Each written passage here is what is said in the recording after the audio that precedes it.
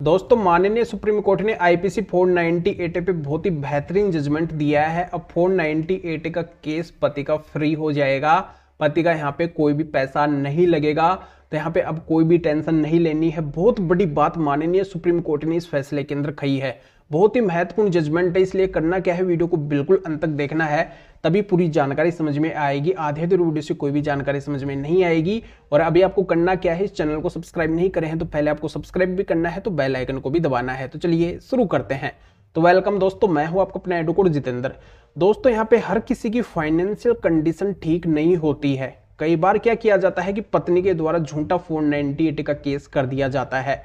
अब यहाँ पे पत्नी को तो सरकारी वकील मिल जाता है, गवर्नमेंट की तरफ से उसको छूट मिल जाती है कि वो 498 का केस फाइल कर रही है, तो मतलब वो पीड़ित है, वो दुखी है, वो परेशान है। ये शुरू के अंदर माना जाता है, क्योंकि शुरू के अंदर पता नहीं चलता है कि यहाँ पे गलती किसकी है। इस वजह से गवर्नमेंट पत्नी का साथ देती है, यानी कि पत्नी को 498 केस के अंदर सरकारी वकील मिल जाता है। पत्नी को ऐसी कोई भी दिक्कत वगैरह नहीं आती है। पर दिक्कत किसको आती है? दिक्कत आती है तो पति को आती है, क्योंकि पति का यहाँ पे हर जगह पे पैसा लगता है और पैसा भी उसका इतना खर्च हो जाता है कि यहाँ पे वो अपने आप को मेंटेन नहीं कर पाता है। यानी कि उसकी जो भी जिम्मेदारियां हैं वो वहां पे पैसा लगाए या फिर पत्नी के इस केस के अंदर पैसा लगाए। अगर पत्नी पति के ऊपर 125 सीआरपीसी का या फिर अदर कोई मेंटेनेंस का केस कर देती है तो उसके अंदर भी पति को मेंटेनेंस देना पड़ जाता है, पत्नी को पैसा देना पड़ जाता है।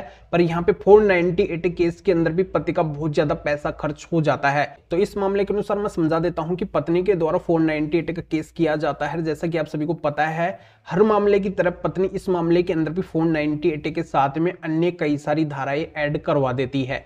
अब पति के ऊपर जब 498 का केस होता है तो आपको अच्छे से पता है कि पति के घर वाले बहुत ज्यादा परेशान हो जाते हैं। उनके सामने एक डर होता है कि पुलिस उनके घर तक आएगी, उनकी गिरफ्तारी कर लेगी, उनको जमानत भी नहीं मिलेगी, उनकी हालत खराब हो जाएगी, उनको बहुत ज्यादा परेशानियों का सामना करना पड़ेगा।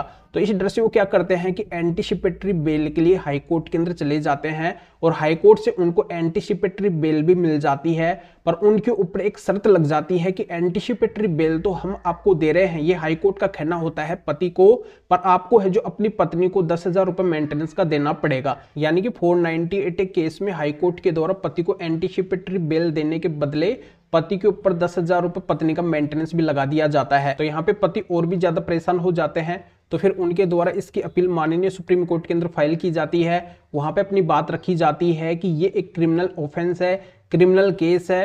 498 केस में सीआरपीसी 438 में मैं एंटीसिपेटरी बेल लेने के लिए आया हूं, तो इसके अंदर मेरे ऊपर मेंटेनेंस कैसे लगाया जा सकता है? कानून के अंदर ऐसा मेंटेनेंस लगाने का प्रावधान नहीं है। पत्नी ने ऑलरेडी मेंटेनेंस का दूसरा केस कर रखा है, तो उसके अंदर पत्नी मेरे से मेंटेनेंस लेगी, उसके अंदर पूरी प्रक्रिया चलेगी, पूरा मामला कोर्ट के द्वारा देखा जाएगा, तब मेंटेनेंस डिसाइड किया जाएगा। यहाँ पे इस कोर्ट को पता ही नहीं है, बिना वजह मेरे ऊपर मेंटेनेंस लगा दिया है। तो यहाँ पे जिस मेंटेनेंस केस के अंदर प्रक्रिया चलेगी उसके अंदर निचोड़ आ जाएगा कि यहाँ पे पत्नी की गलती है या फिर मेरी गलती है, पत्नी मेंटेनेंस लायक है या फिर नहीं है। तो वहां पे ये डिसीजन होगा, यहाँ पे मेरे ऊपर ये मेंटेनेंस कैसे लगाया गया है, मेरे साथ में अन्याय हुआ है, तो इससे मुझे राहत मिलनी चाहिए। तो यहाँ पे इस पूरे मामले को देखने के बाद में माननीय सुप्रीम कोर्ट के द्वारा पति को राहत दे दी जाती है कि यहाँ पे पति को एंटीसिपेटरी बेल तो मिलेगी पर पति के ऊपर मेंटेनेंस की शर्त नहीं लगेगी। तो ये पति का बड़ा फायदा हो जाता है। तो जानकारी आपके समझ में आ गई होगी कि अब पति के ऊपर ऐसे पैसे वैसे की कोई भी शर्त नहीं लगेगी। तो बहुत ही महत्वपूर्ण जजमेंट है, इसका लिंक इस वीडियो को डिस्क्रिप्शन के अंदर दिया गया है। डिस्क्रिप्शन में जाकर इस जजमेंट के बारे में आप जान सकते हैं